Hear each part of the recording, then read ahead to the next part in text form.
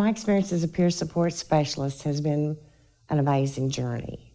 To be able to work with my peers and point out to them that recovery is possible, to try to instill hope and try to help them get beyond those very bad and dark times has been simply an amazing journey for myself and for them.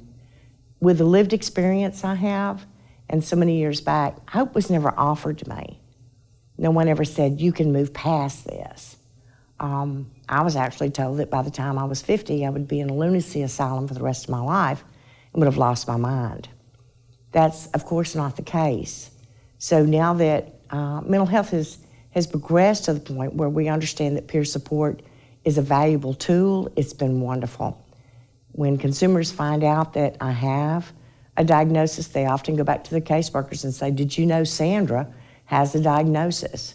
And so when the caseworkers really are great about saying, yes, and it's good to talk to Sandra because she understands from that experience. When I'm sharing my story, quite often an individual will say, I've been through the same experience or I had the same thoughts. And it really lessens the trauma in so many ways. So being able to say, I have this too. I remember these times. I go through the same things. I do the same self-checks. I hear voices too. I see things too that are not there.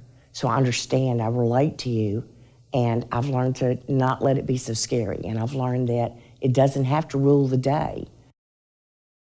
When I encourage others to take on the peer specialist course and to really consider this, what has been a valuable thing for me is that recognizing that as a peer specialist, I'm continuing to work in the very tools that I'm trying to teach others that will help them improve their lives. It keeps me working in my own mental health.